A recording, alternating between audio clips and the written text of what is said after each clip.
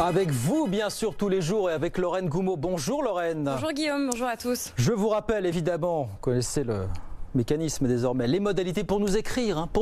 Vous nous envoyez toutes les questions que vous voulez, vous nous faites des offres d'embauche et vous venez en parler ici ou par le truchement des ondes sur BFM Business. Hashtag BFM Business avec vous, les réseaux sociaux.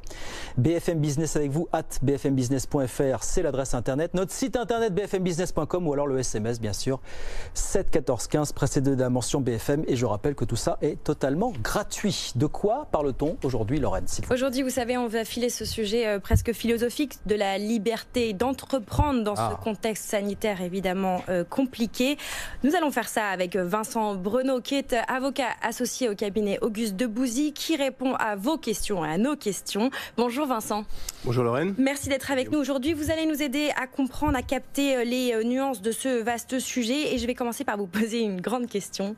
Qu'est-ce qu'on entend par équilibre entre liberté publique et impératif sanitaire? Les 4 heures, hein. C'est comme la philo, hein, c'est ça Vincent. Absolument. Vous savez, il n'y a parfois pas d'autre possibilité pour préserver la santé publique que de restreindre l'exercice de certaines libertés publiques. L'exemple le plus topique a été le confinement. Le confinement, ça a été une privation très large de nos libertés publiques pour endiguer ce qu'il faut maintenant appeler la première vague de l'épidémie. Et depuis, on s'est habitué finalement à vivre dans un monde où les restrictions de liberté publique sont devenues la norme. Mais il ne faut pas oublier qu'en droit français, le principe c'est les libertés et l'exception c'est la restriction à la liberté publique précisément. Alors on a envie de vous demander de qui on parle, qui sont ces commerces, ces professionnels sous le radar. Est-ce que vous, en tant qu'avocat, vous pouvez nous brosser les catégories dans lesquelles des gens sont particulièrement concernés? Écoutez, c'est extrêmement large. On peut penser à des professionnels comme les discothèques qui sont fermés depuis le mois de mars maintenant.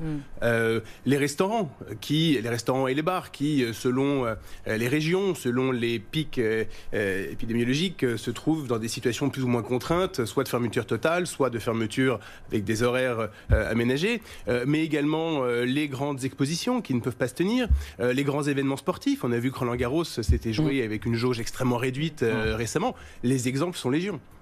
Une question d'un auditeur qui nous dit quelle est la base légale qui permet au gouvernement de restreindre les libertés publiques et par exemple de fermer un commerce? Alors on va revenir un peu à la philo aussi.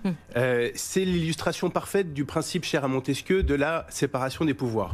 Le Parlement, et seul le Parlement, peut autoriser les restrictions à des libertés publiques. Donc cette possibilité, elle est fixée dans le Code de la santé publique, sa partie législative, et dans une loi de juillet 2020. Cette autorisation, elle est donnée au gouvernement de mettre en œuvre un certain nombre de restrictions. Ces restrictions, elles sont opérées sous le contrôle du juge. Donc on a bien les 3 pouvoirs qui coexistent. On a beaucoup parlé des arrêtés préfectoraux et du rôle des préfets. Est-ce que vous pouvez nous préciser quel est le rôle du préfet par rapport à cette séparation que vous venez de nous décrire? Alors, le rôle du préfet, c'est de mettre en œuvre localement une mesure de restriction de liberté publique. Il doit la mettre en œuvre localement parce que, sauf cas très spécifiques comme le confinement qui était général, une mesure privative de liberté publique, elle doit être adaptée, elle doit être proportionnée et elle doit être complètement gérée localement. Et donc le préfet, c'est celui qui met en œuvre, c'est le chef d'orchestre en fait, qui localement adapte. Alors Vincent, est-ce que vous pourriez nous aider à comprendre les recours qui existent pour les professionnels concernés par une fermeture? Qu'est-ce que je peux faire si moi, mon commerce, mon échoppe, mon restaurant ferme? Quels sont les recours que j'ai à ma disposition? Alors, principalement, vous en avez 2. Le premier, c'est d'aller voir le préfet, précisément, et de lui dire, voilà, moi je suis fermé parce que le texte prévoit que vous pouvez me fermer. J'ai mis en œuvre un certain nombre de mesures qui sont tout à fait protectrices. Merci de faire une dérogation. Bon, quand ça ne fonctionne pas, vous pouvez aller chercher le juge administratif et former devant lui ce qu'on appelle un référé liberté. Un référé liberté, il y a 3 conditions. D'une part, il faut démontrer l'urgence impérieuse à faire cesser l'atteinte à une liberté publique. Deuxième condition, la mise en cause d'une liberté publique, en l'occurrence celle du commerce et de l'industrie. Et la 3e condition, c'est une atteinte grave.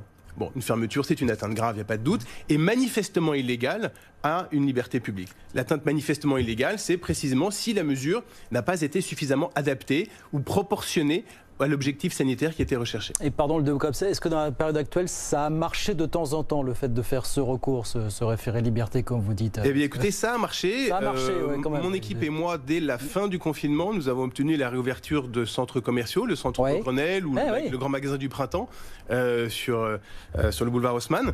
Et il y a eu d'autres référés qui ont fonctionné, certaines salles de sport, les tribunaux administratifs de Rennes ou de Paris. Les salles de sport obtiennent des victoires effectivement en province. Voilà, il y a eu quelques victoires. Alors, il y a eu quelques victoires pour beaucoup de défaites, naturellement. Ouais. Lorraine. Avant de pouvoir solliciter ce référé liberté, comment on fait concrètement pour démontrer que la mesure de fermeture n'est pas nécessaire? Qu'est-ce qu'il y a concrètement derrière cet adjectif nécessaire? Alors, la nécessité, elle s'apprécie avec deux façons. D'une part, est-ce que les mesures qui ont été mises en œuvre sont proportionnées à l'objectif qui est poursuivi? Autrement dit, est-ce qu'il n'y avait pas d'autre solution que de fermer purement et simplement le commerce? Et est-ce que, par ailleurs, ce que moi, commerçant, je propose de faire, ça peut permettre d'atteindre exactement le même objectif? Si je propose... Alors maintenant, le masque, tout le monde le fait, mais à l'époque, ce n'était pas forcément le cas. Donc si je propose des masques, si je propose des trajectoires bien précis pour que les gens ne se croisent pas, si je propose de baisser de moi-même ma jauge à un certain nombre de visiteurs, finalement, je peux lutter contre la propagation du virus et éviter que mon commerce se transforme en cluster. Je propose ces mesures, je démontre qu'elles peuvent être efficaces aussi, et à ce moment-là, je démontre que la mesure privative de liberté n'était pas justifiée. Il reste une grosse minute, Laurent. On vous a posé la question sur les réseaux sociaux il y a quelques jours. Est-ce que vous sentez que votre liberté d'entreprendre est entravée? L'un d'entre vous nous a répondu dans l'événementiel. Il nous dit dans nos activités événementielles, la sécurité des participants est une réelle priorité pour nous, organisateurs d'événements. Nous savons faire, c'est notre métier et nous engageons notre responsabilité tous les jours. C'est Didier Insolectine qui nous dit il faut que les médias zooment sur nos bonnes pratiques pour montrer que nous savons respecter les normes et que donc les événements, notamment pour les entreprises, peuvent être maintenus. On voit bien que l'enthousiasme ou la bonne volonté des commerces de montrer qu'au-delà de l'injonction de fermer, ils pourraient continuer à travailler. C'est compliqué de trouver l'équilibre entre les deux. C'est compliqué de trouver les arguments aussi, quand même. C'est compliqué parce que tout simplement, ce sont souvent des commerces qui se battent pour vivre, malgré les aides, malgré les accompagnements qu'il y a. Ils essayent par tous les moyens de démontrer que oui, ce qu'ils mettent en œuvre permettrait, si on les laissait travailler, d'atteindre des objectifs satisfaisants. C'est pas toujours le cas, donc c'est le juge qui arbitre. On prévoit peut-être ce qui va se dire ce soir avec cette histoire de couvre-feu. Un couvre-feu, c'est comme une fermeture administrative. C'est les mêmes implications pour les commerces? Alors, pour les commerces, tout dépend de l'horaire auquel va se situer le couvre-feu, mais par exemple un couvre-feu à 20h, c'est certain que pour les restaurants, c'est un coup d'arrêt extrêmement dur. Oui. Et donc les mêmes recours, les mêmes mécanismes que vous avez décrits? Les mêmes mécanismes. Il y a une définition précise du couvre-feu aujourd'hui? Juridiquement, non, il n'y a pas de... Pas vraiment de définition, voilà, on met ça un petit peu à la... Non, c'est une mesure de restriction de la liberté d'aller et venir, qui, au lieu d'être totale, comme ça a été le cas pendant le confinement, va être circonscrite à une plage horaire qui sera en l'occurrence...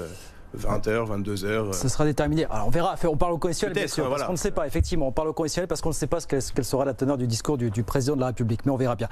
Merci beaucoup Vincent en tout cas, merci pour ces explications très précises. Vincent Brenaud, avocat associé chez Auguste Debouzy. Merci beaucoup d'être passé aujourd'hui sur BFM Business. On marque une petite pause, Lorraine, et puis... on recrute, vous recrutez.